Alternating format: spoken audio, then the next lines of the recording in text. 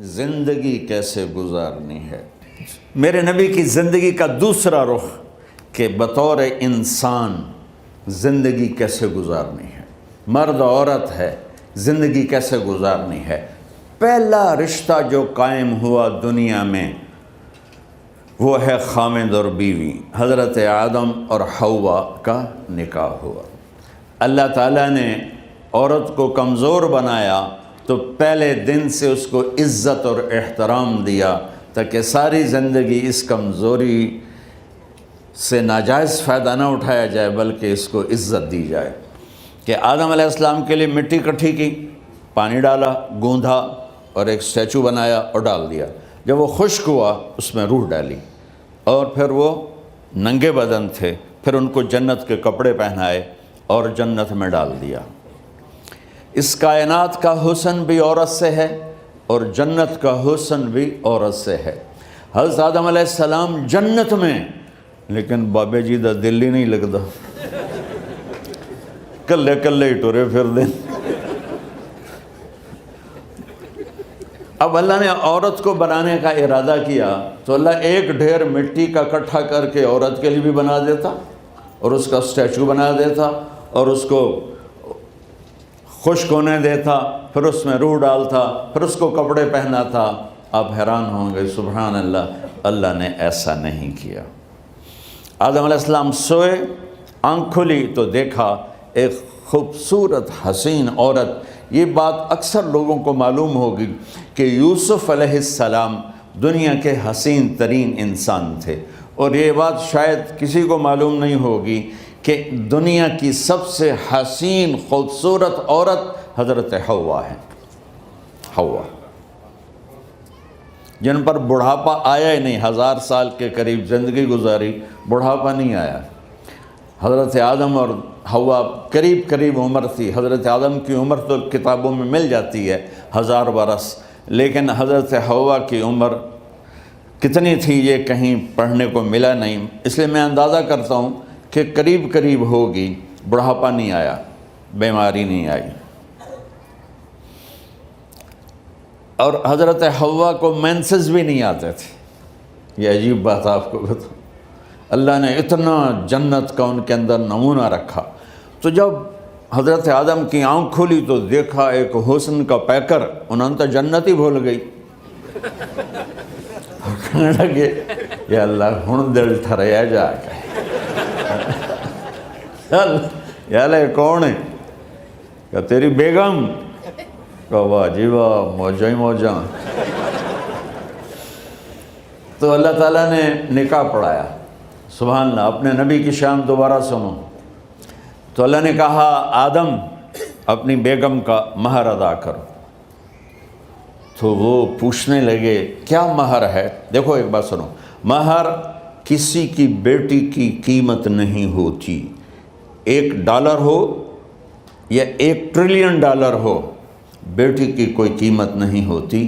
یہ ایک نشان ہے کہ اس بچی پر اب یہ جو خامند ہے وہ موت تک خرچہ اس کے ذمہ ہے، بیوی کے ذمہ خرچہ نہیں ہے۔ خامند کما کے لائے گا اور اپنی بیگم کو کھلائے گا، اور بیوی گھر کی ذمہ داری نبھائے گی۔ تو خیر وہ الگ بات چلی جائے گی۔ اللہ تعالیٰ نے کہا کہ مہر ادا کرو۔ کہا جی کیا مہر ہے؟ تو میرے اللہ نے کہا تیری نسل میں میرا آخری نبی آئے گا، اس پہ ایک دفعہ درود پڑھ دے، یہ مہر ہے۔ اچھا، شروع دن سے ہے کہ میں نے قبول کیا۔ قبول کیا کا مطلب ہے کہ میں اس لڑکی کو قبول کر رہا ہوں، اس کی کمیوں کے ساتھ بھی خوبیوں کے ساتھ بھی۔ اور جب لڑکی کہتی ہے سائن کرنا قبول کیا ہے، یا زبان سے کہے قبول کیا ہے، تو یہ اس بات کی گارنٹی ہے کہ میں نے اپنے اس لڑکے کو خامد ہونے کے طور پہ قبول کیا، اس کی کمیوں کے ساتھ بھی، اس کی خوبیوں کے ساتھ بھی۔ اور جو ہی شادی ہو کر ڈولی سسرال کے گھر جاتی ہے تو ٹیسٹ شروع ہو جاتا ہے، کی کر دیے، باندھی کے میں، اٹھیں دی کے میں، بول دی کے میں۔ اور اس میں بہت زیادہ نیگیٹو کردار ہے سسرال کا، کئی لڑکیوں کا، کیونکہ ہم نے اپنے نبی کی زندگی نہیں قبول کیا۔ یہ واجب ہے کہنا قبول کیا، کہ جس میں پیغام ہے کہ اب میں اس کی میں کوئی کمی ہے وہ بھی قبول کروں گی، کوئی خوبی ہے تو سر ماتھے پر، اور لڑکا کہتا ہے کہ میں اسے قبول کرتا ہوں، اس کی خوبیوں کے ساتھ بھی کمیوں کے ساتھ بھی۔ یہ بات یاد رکھنا، پرفیکشن کبھی تلاش نہ کرنا، پرفیکشن کبھی تلاش نہ کرنا۔ اللہ نے 100 نمبر نہیں مانگے، 51، ایک نمبر اوپر ہو گیا۔ گناہ تمہارے 50 ہیں اور نیکی تمہاری 51 ہے، تو اس ایک پر ہم تمہیں جنت میں ڈال دیں۔ اب کوئی خامند اپنی بیوی میں پرفیکشن دیکھنا چاہے، بیوی اپنے خامند میں پرفیکشن دیکھنا چاہے، ساس سسر اپنی بہو میں، ساس سسر اپنے داماد میں، بھائی اپنے بھائی میں، ماں باپ اپنی اولاد میں، اولاد اپنے ماں باپ میں، جہاں یہ نظر ہوگی تو وہاں لڑائی ہوگی۔ کمیوں کے ساتھ قبول کرو۔ قبول کا لفظ اتنا واجب ہے، تو ڈر تو پھر بہ گئی تھی نا۔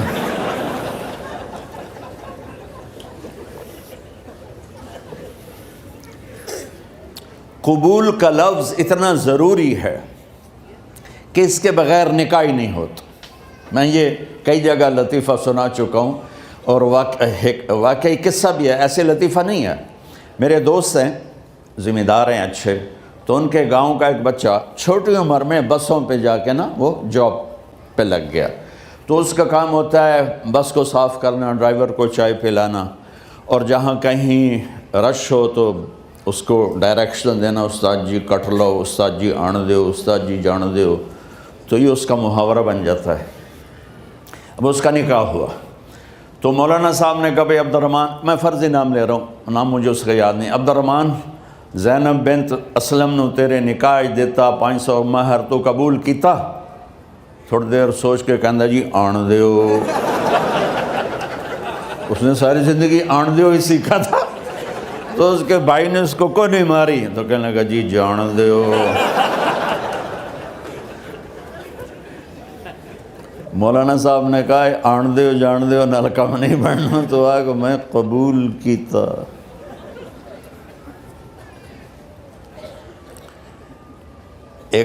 یہ بھی صحیح واقعہ سنا رہا ہوں۔ ایک نوجوان نے بیوی کو 3 طلاق دے دی کٹھی، اب ہو گیا پریشان، مولانا صاحب کے پاس گیا، کوئی میرے جیسا ہوگا، مولانا صاحب 3 طلاق دے بیٹھا، کوئی مسئلہ کا حرام؟ کہا جی کوئی رستہ حرام، کوئی گنجائش حرام۔ اس نے جیب سے موٹا سا لفافہ نکالا اور مولانا کے جا نماز کے نیچے ڈال دیا کہ مولانا صاحب کوئی گنجائش؟ کہ ہن تو سوچنا ہی پوے کی آکھیا ہی تو اپنی بیگم نو؟ اس آکھیا جی میں آکھیا ہی 3 طلاق، اس آکھیا مبارک ہوئے طلاق نہیں ہوئی۔ میں آکھیا جی او کیویں؟ آکھے او جڑا یہ طلاق ہے عربی دا لفظ، اس سے چاکھنا پمدا ہے طلاق۔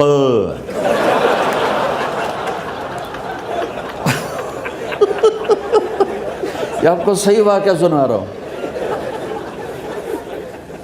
تو تم نے تو چھوٹے کاف کے ساتھ کہا ہے طلاق، او کاف تا کتے آلا ہے، موجاں کر، ایک لفافہ ہو راوے تو چاہے ساری زندگی دا حلال کر دے۔ لفظ قبول اتنا ضروری ہے۔ تو میرے نبی نے 11 شادیاں کی، اللہ کی قسم شوق کی نہیں تھی۔ ما تزوجت وما زوجت الا بوحی من السماء نزل به جبریل۔ کہ لوگوں سن لو میری بات غور سے، مجھے عورت کی کوئی رغبت نہیں ہے، میں نے جہاں شادی کی، جہاں بیٹی کی شادی کی، پہلے اللہ نے آسمان سے جبریل بھیج کے حکم دیا، پھر میں نے قدم اٹھایا۔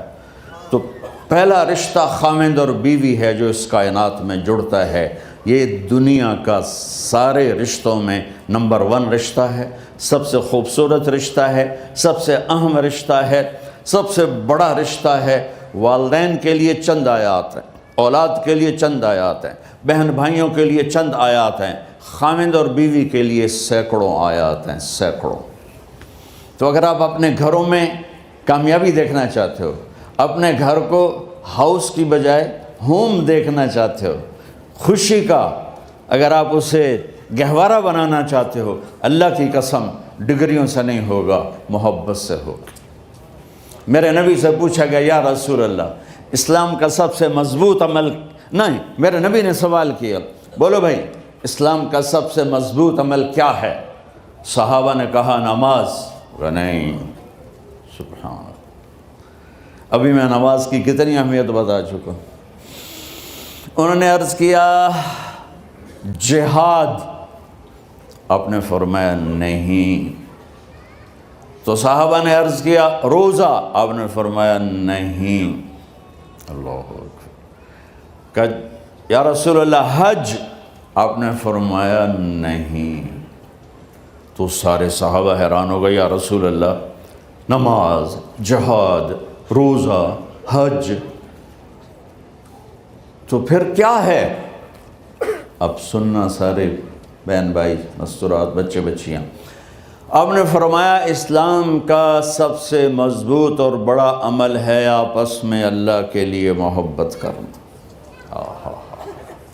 اگر آپ اپنے گھروں میں حسن دیکھنا چاہتے ہو تو ایک دوسرے سے محبت کرو، اظہار محبت کرو، اور محبت کے پیدا ہونے کے لیے بہت ساری چیزیں ہیں، لپیٹ کے 2 میں کر لیتا ہوں، 2 میں۔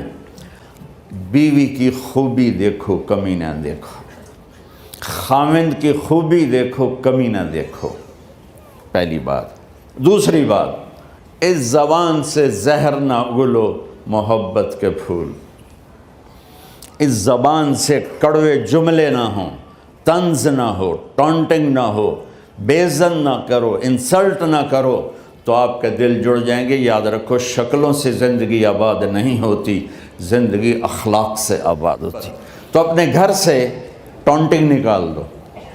نہ کہا کا مطلب ہے بارش کا زمین میں جذب ہو کر یکجان ہو جانا، 2 زندگیوں کا محبت میں جذب ہو کر یکجان ہو جانے کو نکاح کہتے ہیں۔ نہ کہا آنکھوں میں نیند کا اتر کے سلا دینا، نہ کہا خاوند اور بیوی کا ایسی محبت دینا کہ چین کی نیند آ جائے، نہ کہا اعتماد کرنا، بھروسہ کرنا، خاوند بیوی پہ بھروسہ کرے، بیوی خاوند پہ بھروسہ کرے۔ اے نوے لوک کے فون چیک ہو رہے ہوئے، کال کتنے کی تھی، کال کتنے کی تھی۔ عزت دو، اعتماد کرو۔ چوتھا مطلب درخت کا چھاؤں بنا دینا، نہ کہا میاں اور بیوی، خاوند اور بیوی کا محبت کی ایسی چھاؤں بنانا کہ اس کے نیچے اولاد کا پودا خوبصورتی سے پیدا ہو سکے۔ نہ کہا، صرف لفظ نکاح کے مطلب بتا رہا ہوں، نہ کہا مریض کو، کدھر ڈاکٹر بیٹھے ہیں، میرے سامنے بیٹھے ہیں، مریض کو دوا ایسی دینا کہ وہ شفا یاب ہو جائے، آپس کے ایسے تعلق بنانا کہ زندگی کو شفا مل جائے۔ میرے بھائی بہنوں، میں آپ کو اپنے نبی کی زندگی بتا رہا ہوں۔ میرے نبی نے 11 شادیاں کی، اللہ ذوالجلال کی قسم، صرف ہمیں زندگی سکھانے کے لیے کہ گھر کی زندگی کیسے ہوتی ہے اور اولاد کو کیسے پالا جاتا ہے۔ اب لوگ کیا مجبوریاں ہیں کہ عورت بھی جاب کرتی ہے، مرد بھی جاب کرتا ہے۔ عورت کی سب سے بڑی جاب اپنی نسل کو پالنا ہوتا ہے۔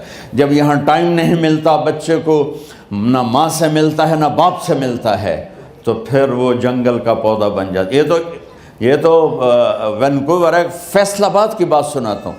میرے بچے جس اسکول میں پڑھتے تھے ان کے پرنسپل سے میری دوستی تھی، میں ملنے گیا ایک دن، تو کہنے لگے جی عجب واقعہ ہوا ہے کہ یہاں 2 بچے پڑھتے ہیں، ان کی ماں بھی ڈاکٹر ہے اور باپ بھی ڈاکٹر ہے، تو وہ دونوں آئے ہیں میرے پاس کہ ہمارے بچوں نے 3 دن ہو گئے ہیں گھر میں کھانا نہیں کھایا، تو ہم پریشان ہیں، ہمیں بتاتے نہیں، کائنڈلی آپ پوچھ کے بتائیں کہ وہ کھانا کیوں نہیں کھا رہے۔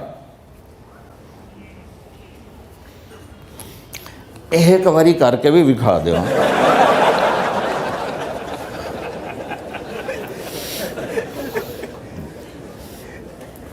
ہمارا دین اتنا خشک نہیں، ہمارے مولوی صاحبان نے زیادہ خشک بنا دیا. تو انہوں نے دونوں بچوں کو بلایا. سننا، سارے فیملیز بیٹھے ہو جہاں میں فیملی کی زندگی کو فوکس کر کے نبی سے جوڑ کے بتا رہا ہوں، طارق جمیل کے تجربے نہیں بتا رہا. دونوں بچوں کو بلایا. بیٹا آپ کھانے کو نہیں کھا رہے؟ کہا جی ہم اپنے ممی اور بابا کے سامنے نہیں بتائیں گے. تو انہوں نے دونوں کو باہر بٹھا دیا. پھر پوچھا اب بتاؤ کیا مسئلہ ہے؟ ان کا سر ہم صبح جب ناشتہ کرتے ہیں تو ہمارے ممی ڈیڈی سو رہے ہوتے ہیں، ہماری ان سے ملاقات نہیں ہوتی.